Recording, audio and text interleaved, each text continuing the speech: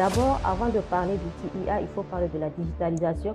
Lorsqu'on est d'accord de la digitalisation de l'administration publique, là, l'IA va venir logiquement. Si aujourd'hui nos administrations décident d'aller vers la digitalisation, selon vous, quelles sont les actions concrètes qu'elles devraient mettre en place pour aller vers cette digitalisation? Aujourd'hui, l'IA, c'est vraiment une nécessité pour une administration qui veut aller plus vite. Aujourd'hui, quand on lance un recrutement, on a des milliers de dossiers. Je peux prendre un exemple, 10 000 par exemple dossiers.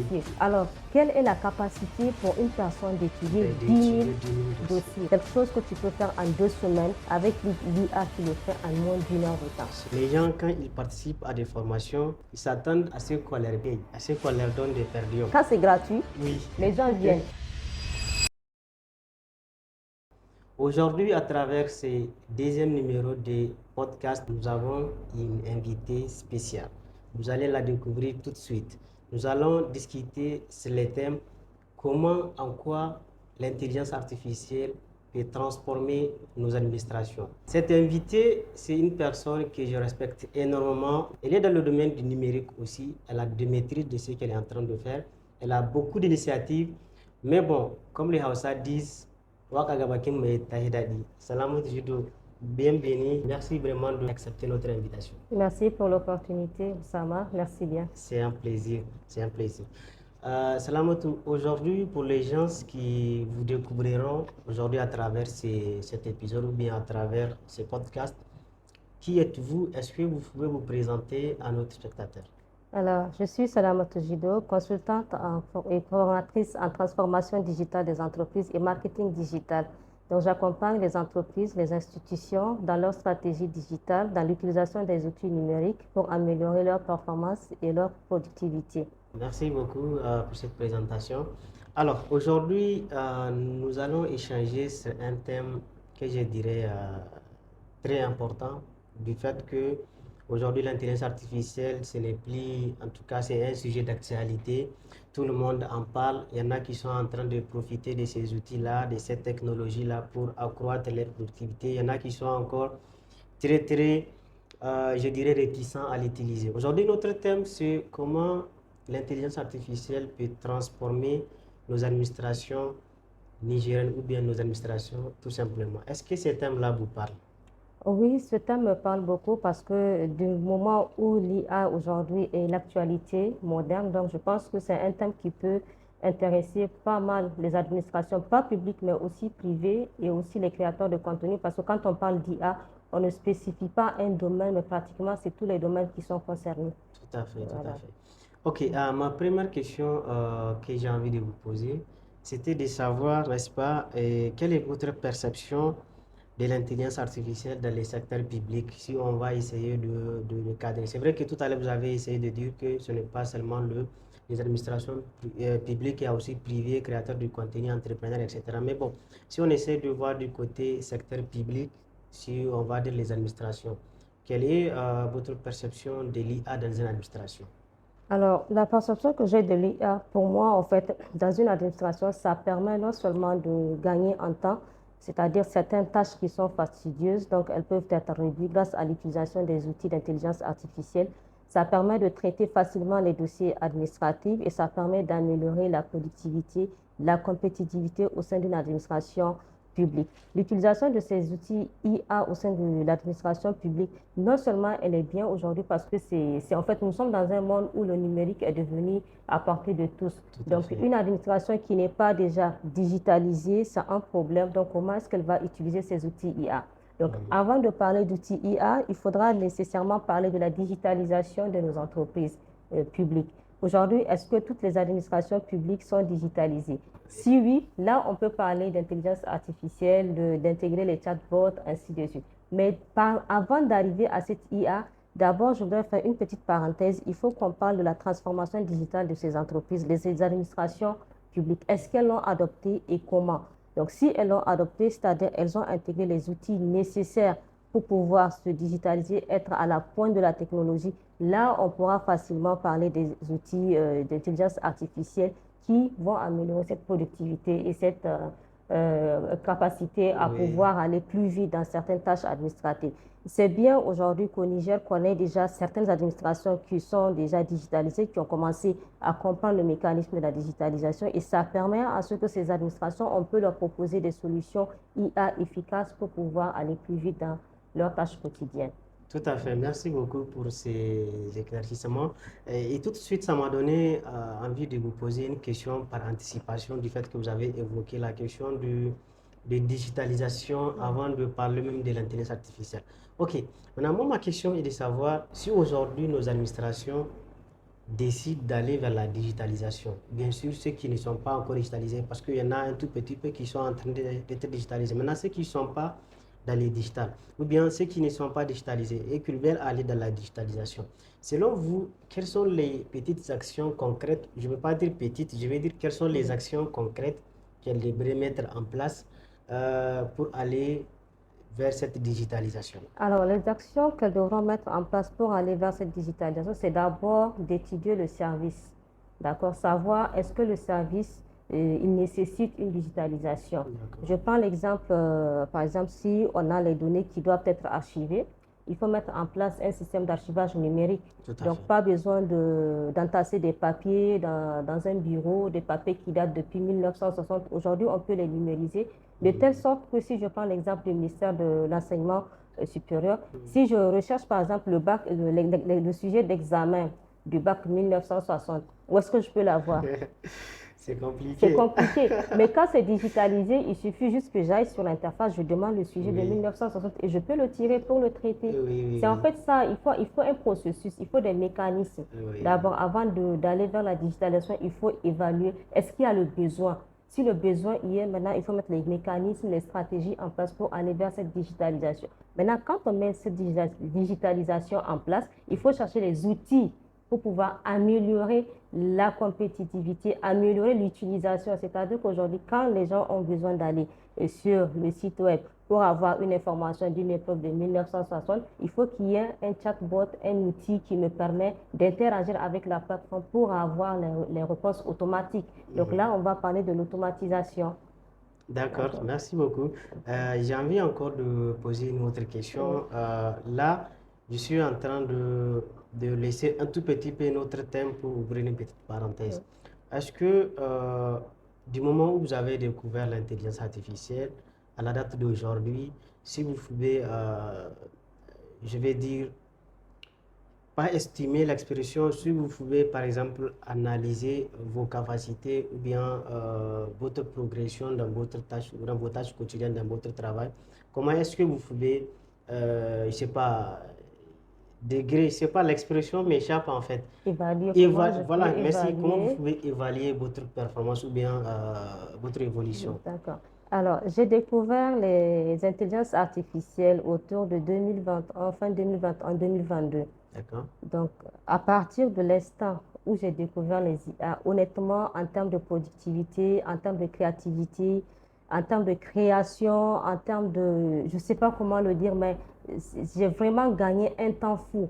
Par exemple, pour une formation qui me demandait énormément de temps, d'énergie, donc je passe moins de temps grâce aux outils IA que j'utilise Oui, pour aller plus vite, que ce soit dans les tâches administratives, que ce soit dans la rédaction des rapports, des courriers, ça va plus vite en fait avec les effectivement, outils IA. effectivement. Donc pour vous dire en fait, aujourd'hui, l'IA c'est vraiment une nécessité pour une administration qui veut aller plus vite. Parce que le monde part, quand on regarde le monde de la technologie, ça va à une vitesse d'éclair. Oui, Donc, chaque jour, il y a de nouvelles il y a de IA nouvelles IA qui sont. qui se créent. Chaque jour, il y a de nouveaux outils qui sont. Et chaque jour, je vous jure, à la date d'aujourd'hui, j'ai découvert plus de 200 outils IA. Wow. 200 outils et je n'ai même pas encore touché les 5%, même pas les Oui, 5% des 200 oui, outils. oui. Donc vous voyez qu'il Mm. il faut se former en fait, Faut il se faut aller former. vers les recherches. Moi, en termes de performance au sein de l'entreprise, ça m'a beaucoup aidé, que ce soit dans la création de contenu, j'utilise les IA. Oui, Quand j'ai un terme, j'utilise l'IA qui m'aide à structurer mon tout contenu, à à fait. le performer et ensuite je vais vers la caméra. Tout à Donc fait. vraiment, l'IA aujourd'hui, elle est incontournable et qui veut aller très vite, qui veut performer, il doit mettre cela dans son Dans carnet. son cas, oui. Ça, je suis d'accord pour juste un petit témoignage. Moi, par exemple, quand je prends mon cas, pour ceux qui me connaissent, bien sûr, il y a de cela 2 ans, hein, 2 ans, voire 3 ans, ça vraiment, ils vont vraiment constater une certaine amélioration, Oui, une certaine, je te suis bien et n'est-ce pas? j'ai vu l'évolution durant Vous ces voyez un deux peu. dernières Donc, années. moi, cette montée en compétences, d'une part, j'ai dédié ça vraiment à la maîtrise ou bien à la découverte de l'intelligence artificielle. Parce qu'aujourd'hui, imaginez, je suis un chef d'équipe, je suis un formateur, je fais plusieurs tâches au quotidien. Des fois, ça m'arrive de me sentir bloqué, de ne pas avoir cette motivation-là de continuer, etc. Mais si j'essaye d'aller vers les outils IA là, pour pouvoir chercher l'information, automatiser certaines choses. En tout cas, j'arrive à me libérer, j'arrive à me sentir vraiment à l'aise. Et elle est en train de devenir, d'une part, comme un coach pour moi. C'est-à-dire, quand je prends les cas des IA génératifs, il y a des IA que je configurais qui sont en train de devenir comme un coach pour moi. Donc, à chaque fois, si j'ai des sujets ou bien si j'ai des projets à faire, je pars, on fait les brainstorming ensemble jusqu'à ce que je ressors ou bien je trouve quelque chose de très concret et après je pars pour faire la publication ou bien pour passer à l'action tout simplement. Alors, ma question suivante, tout à l'heure, vous avez parlé des outils. Aujourd'hui, si on prend une administration euh, publique, on va dire une administration, selon vous, quels sont les outils IA concrets? Tout à l'heure, vous avez parlé de plus de 200 outils IA que vous avez utilisés ou bien découverts. Sinon, il y avait plus, comme vous avez déjà mentionné, il y avait certains, voire des milliers d'outils IA. OK. Quels sont, si on peut énumérer quelques 3, 5 outils IA que vous pouvez recommander à une administration? Alors, quelques outils IA, ça dépend de l'utilisation, Oui. ça dépend en fait de chaque Du administration, besoin, du oui. besoin de Oui. l'administration. Par exemple, donc l'outil IA, la plus simple qu'on utilise, on sait que c'est ChatGPT. Aujourd'hui, une administration, elle peut facilement la personnaliser pour pouvoir faire des rédactions administratives. Oui. Donc, telles que les courriers, les PV, les rapports de mission, l'analyse de données. Donc, ça passe plus facilement avec ChatGPT. Alors, si on prend le cas de l'automatisation, donc je vais revenir sur ChatGPT plus Oui. tard. Si on prend le cas de l'automatisation, on a Zapier et Make, on a Notion aussi, on a beaucoup d'IA. Donc, pour ne pas embrouiller les Oui. téléspectateurs, je vais Oui. juste citer une ou deux Peut-être on va essayer de les de les énumérer. énumérer, Oui. voilà, Voilà. un peu plus. Donc, il y a Make et Zapier qui permettent l'automatisation. Il y a Notion Mhm. aussi qui est affilié à Google qui permet l'automatisation. Il y a Claude IA, il y a Perplexity, il y Oui. a beaucoup d'IA en fait pour pouvoir Mhm. faire en sorte que l'administration soit autonome. Donc, D'accord. on a les IA qui sont affiliés à Power BI, donc pour pouvoir Mhm. faire l'analyse de données. Par exemple, Oui. donc si une population, pour pouvoir évaluer par exemple le besoin d'une population par rapport à un service, par rapport à un produit qu'on veut mettre sur le marché, on peut utiliser l'outil IA qui est affilié à Power BI. D'accord? Il y a les outils de chatbot vocaux qui peuvent facilement permettre à ces usagers d'interagir avec l'interface pour avoir des résultats ou bien pour avoir une réponse par rapport à une requête. Donc, je vais prendre des exemples. Donc, si on prend l'exemple dans l'agriculture, par exemple, donc les paysans, ils veulent être informés d'une denrée alimentaire, du prix, soit en hausse ou en baisse d'une denrée alimentaire. Il suffit qu'ils aillent sur l'interface, donc soit du ministère de l'Agriculture.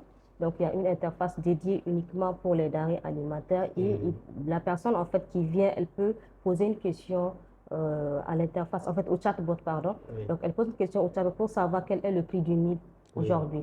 Et l'IA va répondre en retour pour le prix du mil aujourd'hui, il est de tel montant, ou le prix du kilo du riz, il est de 500 francs. Et demain, le prix change. Quand le prix change, l'interface aussi, elle répond, elle dit le prix d'aujourd'hui, il est de 500 et hier, il était à 540 francs. Donc, tout ça, c'est des outils qui peuvent être mis en place par les administrations afin de faciliter, en fait, aux usagers d'avoir des informations assez pertinentes et basiques. Donc, ça ne coûte pas peut-être grand-chose, mais quand même, ça permet à l'administration d'avoir en fait, cette écoute par rapport à sa population. Quand on prend le cas de la fonction publique, par exemple, pour faire le recrutement, aujourd'hui, quand on lance un recrutement, on a des milliers de dossiers. Je peux prendre un exemple, 10 000 par exemple dossiers. Alors, quelle est la capacité pour une personne d'étudier 10 000 dossiers? Même si c'est 10 personnes, Même ça va si c'est être... 10 personnes, ça va être compliqué. Donc, pour faire un tri, il suffit juste d'entraîner, de créer un agent IA qui sera affilié à une interface où ces dossiers vont être d'abord numérisés. Oui, Parce qu'un dossier physique, comment est-ce que l'IA c'est va pas pouvoir, possible. c'est pas possible. Donc, il faut Mhm. que ça soit numérisé. Une fois que c'est numérisé, l'IA va d'abord trier en fonction de ce qu'on va lui dire comme critères de sélection. Donc, une fois qu'on a mis les critères de sélection sur l'interface, l'IA va trier de 10 000 à 1000. Maintenant, 2000 à 100. De 100 à 10, si c'est 10 personnes qu'on veut faire passer l'entretien, par exemple. Donc, Oui, on peut trouver juste 10 bons profils, on leur fait l'entretien et parmi ces 10, on peut sélectionner 2 ou 3 dont on a besoin. Donc, c'est comme ça, en fait, c'est un processus que l'IA, il faut d'abord l'entraîner avant de pouvoir avoir ce résultat. mhm. D'accord. Je prends le cas de la santé. Aujourd'hui, on sait que, bon, pour avoir un médicament X, ça peut être en rupture de stock. Oui, Donc, pour l'avoir dans une pharmacie, il faut faire une, deux, trois, jusqu'à 10 pharmacies. Deux fois, allez. un seul produit, ça nous arrive de faire 10 pharmacies pour trouver un seul produit. Donc, si aujourd'hui, on a une interface où toutes les pharmacies sont regroupées, il suffit juste de demander à l'IA, je veux avoir tel produit, et l'IA va te dire, telle pharmacie, tu auras ce Il y a produit ça. à ce coût-là. Maintenant, reste à savoir, la question pertinente, c'est de savoir, est-ce que ces pharmacies sont prêtes à mettre les prix sur Oui, l'interface pour que l'IA interagisse avec les clients pour répondre efficacement. c'est Donc ça, compliqué. en fait, c'est des réglementations qu'il faut peut-être voir avec certains ministères pour pouvoir mettre en place ces outils. C'est pour ça que je dis, d'abord, avant de parler d'outils IA, il faut parler de la digitalisation. Tout à fait. Lorsqu'on est d'accord de la digitalisation de l'administration publique, là, l'IA va venir, logiquement, ça va venir naturellement, en Tout fait. à fait, tout à fait. En tout cas, c'est très pertinent. Et maintenant, aujourd'hui, très malheureusement, nous avons des administrations, que ce soit même les ministères, hein, c'est la vérité et on doit se dire, on doit le dire. Moi, parce que j'ai l'expérience à travers nos formations, à travers même les terrains qu'on a l'habitude de faire des fois. Et quand on rencontre des chefs d'entreprise, pas même des chefs d'entreprise, des responsables de haut cadre dans les administrations, on leur parle de l'IA. Malheureusement, il y en a même qui ne sont pas, qui n'ont pas conscience d'existence même de ces outils. Il y en a qui ont entendu parler de l'IA, mais ils ne se connaissent pas. Ils ont peur d'utiliser, ils se sont limités, en tout cas mentalement et que ça soit et pratiquement. Maintenant, selon vous, pour ce cas de figure, pour les décideurs qui sont entre grippes très limités ou bien qui n'arrivent pas à comprendre cette notion-là de l'IA, de l'intégration dans les services, etc. Selon vous, comment est-ce qu'on peut amener ces personnes-là à comprendre l'utilité de ces outils-là et des valeurs réelles que ces outils-là peuvent leur créer ou bien leur procurer dans leurs services? Alors, quand tu avais dit il y a des personnes qui ne maîtrisent pas ou qui ne connaissent pas les IA, je vais faire une anecdote. Ah oui, Donc, c'était lors d'une conférence, on avait un panel de discussion. d'accord. Et moi, pendant ce temps, j'ai créé beaucoup de contenu sur les IA. Je partageais beaucoup de contenu sur les IA. Et dans le panel, il y avait un monsieur qui avait dit carrément, moi, je suis contre les IA. Wow. Alors, je suis contre les IA. Je lui ai dit, mais pourquoi? Il dit, parce que ça rend fainéant. Ça aussi, j'en ai rencontré un. Alors, l'IA ne rend pas fainéant. L'IA ne remplace pas l'humain. D'accord. L'IA aide l'humain. Elle aide en fait une personne à aller plus vite. Quelque chose que tu peux faire en 2 semaines. Je prends l'exemple d'un rapport de mission. Il te faut peut-être 5 jours pour le faire. Avec l'IA, tu le fais en moins d'1 heure de temps. C'est fini. Et il suffit juste de corriger ton rapport, de modifier, en fait, si tu ne veux pas copier l'IA comme Oui, on le pense, oui. il suffit d'aller sur les interfaces où tu peux juste paraphraser le contenu et là, tu as ton rapport complet. Donc, moi, je ne pense pas que l'IA soit vraiment un frein pour toute personne qui veut l'utiliser. Donc, si on dit aujourd'hui, pour le cas de l'utilisation de l'IA, moi, je pense que les administrations, tant publiques que privées, les créateurs de contenu doivent toujours continuer à se former. Effectivement. Malheureusement, au Niger, les gens n'aiment pas se former. Quand on lance une formation, les gens, quand c'est gratuit, Oui. les gens viennent. Vous pouvez avoir des centaines de notifications pour dire Oui. je veux Je vais participer. participer. Même si c'est gratuit, le jour J, vous allez vous retrouver avec 10 10, personnes. peut-être moins de 10 personnes. Et Effectivement. quand c'est payant encore, ça devient Ça une casse-tête. C'est devient un parcours de casse-tête. combattant Tout pour à fait. mobiliser 10, 15 personnes C'est pour une notre formation quotidien. de 10 000. 10 Oui. 000. Alors qu'ailleurs, ces formations-là sont peut-être à 100 000, 200 000, 300 000. Il y a même des certifications qui coûtent jusqu'à 1 million ou plus même, juste pour se former en intelligence artificielle, l'utilisation des outils d'intelligence artificielle. Donc, je me demande en fait au Niger, c'est quoi exactement le problème? Et surtout, je parle à la jeunesse parce que moi, quand je forme des jeunes et quand je fais mes formations, généralement, les jeunes, ils sont épatés de voir le contenu que je partage. Certains me disent, mais ça, c'est des contenus qui coûtent des millions, mais pourquoi vous partagez? Pourquoi vous donnez tout?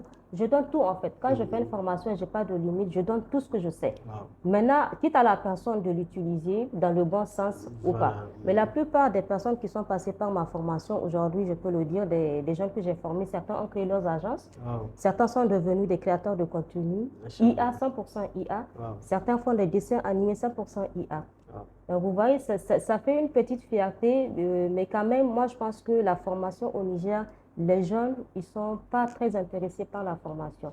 Ça, Et ça, je ne sais pas qu'est-ce qu'il faut faire, comment on peut remédier à ça. Parce que chaque jour, quand vous partez sur Facebook, vous voyez des formations, oui, deux fois à 2 000, 3 000, oui. mais les gens ne se forment Les pas. gens ne se forment Et pas. pourtant, c'est des formations, tu peux prendre la formation, tu l'achètes à 2 000, mais on te donne peut-être des livres qui peuvent t'aider dans ta vie, Voilà. des outils qui peuvent t'aider dans ta vie à créer des choses extraordinaires. Mais Tout à fait. malheureusement, pour la jeunesse, je ne C'est- sais pas. ce Peut-être n'est ça, pas- on va parler de ça plus tard.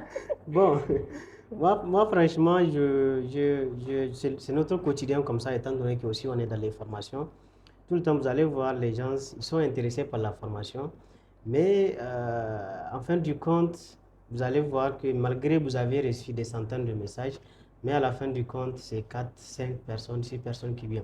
Au Niger, très malheureusement, les gens, quand ils participent à des formations, ils s'attendent à ce qu'on leur paye, à ce qu'on leur donne des per diem. Non seulement c'est leur service qui va payer la formation, il y a pause café, pause déjeuner, frais taxi, per diem, tout ça là, ils s'attendent à ça. Et c'est pourquoi, en fait, nous qui faisons des formations privées, c'est compliqué.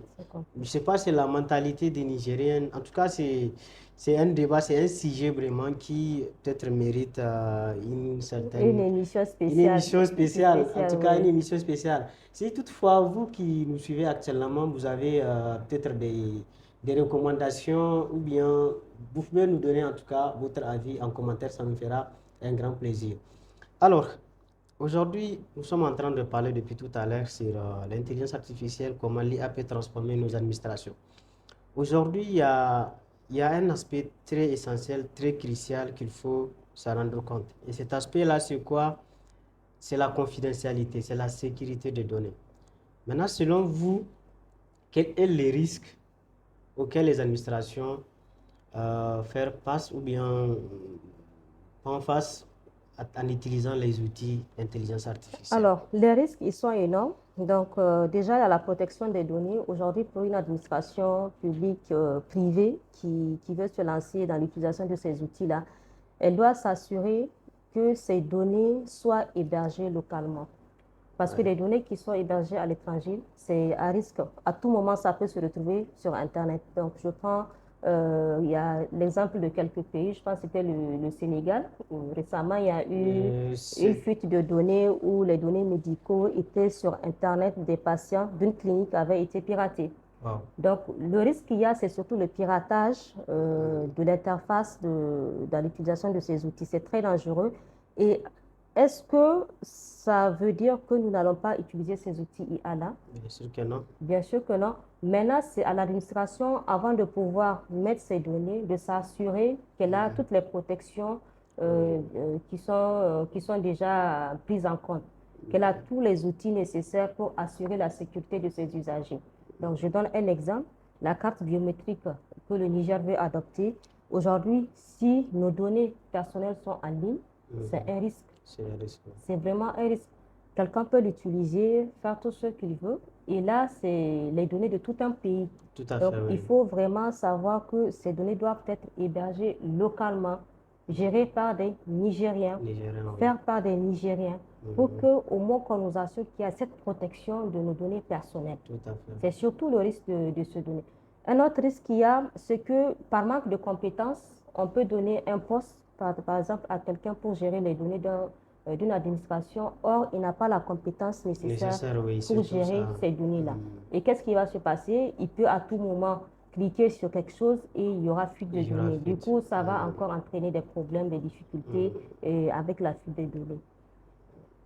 Franchement, en tout cas, c'est un sujet ou bien c'est un point très très important qu'on devrait faire attention parce qu'aujourd'hui, imaginez une institution, une grande institution, à cause d'une négligence entre groupes, laisser les données en ligne, piratées par quelqu'un ou bien par un malfaiteur, ça va vraiment pas nous arranger et Pas du ça peut tout. nous causer beaucoup de Beaucoup dégâts. de temps. Alors, nous sommes en train notre émission ou bien notre épisode est en train de tirer vers sa fin. Maintenant, aujourd'hui, si vous avez peut-être quelques conseils à donner, supposons qu'aujourd'hui, cette émission-là, il y a notre président Tchani qui regarde, il y a nos ministres qui regardent cette émission-là. Est-ce qu'il y a des conseils ou bien des astuces, ou bien je ne sais pas comment on peut l'appeler, que tu peux partager avec eux, afin en tout cas de prendre les responsabilités, parce que ça dépendait. Si aujourd'hui ils décident à ce que Niger ou bien les administrations soient digitalisées, on va les faire à la minute près. S'ils ne décident pas, ça serait compliqué. Si aujourd'hui ils vont regarder cette émission-là et que vous êtes là en train de leur parler d'une face, qu'est-ce que vous aurez leur dire? Alors, le conseil que j'ai à dire à tout un chacun, c'est surtout en fait, il faut qu'il y ait de la formation. Donc, avant de mettre en place d'abord le processus, avant d'engager le processus de digitalisation d'une entreprise, il faut former le personnel. La formation du personnel, c'est le point clé pour parler de digitalisation. Donc, l'humain, il est au cœur de la digitalisation. Donc, je le dis toujours en transformation digitale des entreprises, tant que l'humain n'accepte pas ce changement, n'accepte pas qu'il y ait un changement dans l'administration, qu'on utilise les outils numériques, les outils de travail, on ne peut pas parler de digitalisation. Et quand l'humain accepterait qu'il y ait une digitalisation, et là, on peut parler d'intégration des outils d'intelligence artificielle pour faciliter le travail de l'humain. Donc, l'humain, en fait, il est au cœur de toute la transformation digitale d'une entreprise. Et le message que j'ai à faire passer, c'est surtout aujourd'hui, les administrations, elles manquent de formation. Donc moi, je pense que les administrations, soit elles doivent former leur personnel à l'utilisation de ces outils, ou si elles n'ont pas les personnes ressources, il y a des experts aujourd'hui au Niger, il y a plein d'experts que je connais qui peuvent dispenser des formations de haute qualité, de haut niveau, des formations de haut niveau. Il y a des experts internationaux qui sont là aussi pour accompagner. Donc, mais nos experts locaux, je vous assure, il y en a plein. Il y a plein de talents que j'ai découverts qui peuvent former les administrations publiques dans tout ce qui est digitalisation, dans tout le processus de digitalisation. Concernant le côté de cybersécurité aussi, on a des experts, mais des super experts. En fait, le Niger, en réalité, est bourré de talents. On a des talents numériques extraordinaires, on a des talents dans tous les domaines. Il suffit juste de donner l'opportunité à ces jeunes-là de pouvoir s'exprimer, de montrer qu'est-ce qu'ils savent faire. Et on est vraiment un pays qui est extraordinaire, on peut aller de l'avant. C'est-à-dire qu'il faut faire confiance à la jeunesse nigérienne. Elle est capable de soulever des montagnes, elle est capable de réaliser beaucoup de choses merveilleuses. Merci beaucoup vraiment pour ces conseils et ces messages. En tout cas, nous espérons que ces messages seront sur les oreilles ou bien dans les oreilles de vous qui êtes des décideurs ou bien des décideurs, n'est-ce pas, de ce pays-là. En tout cas, Madame Salamatou, merci beaucoup, merci infiniment pour cet échange, merci infiniment pour l'expérience partagée. C'est puis un très grand plaisir aujourd'hui de vous recevoir ici. En tout cas, on a beaucoup appris. Espérons que vous aussi, vous avez beaucoup appris, n'est-ce pas? Donc, sur ce, je vous remercie encore une fois de plus. Merci, le plaisir est partagé. C'est vraiment une très bonne initiative que j'encourage beaucoup, donc, dans la suite de vos épisodes. Et surtout des sujets pétillants, il faut en trouver parce qu'on a des talents, on a des pépites qui peuvent encore partager leur expérience de manière encore plus élargie. Tout à fait. Espérons qu'on va vous avoir encore une autre fois pour un autre sujet. Il n'y a pas de problème, je serai toujours là. D'accord, merci beaucoup et à très très bientôt pour un prochain épisode. Je vous remercie.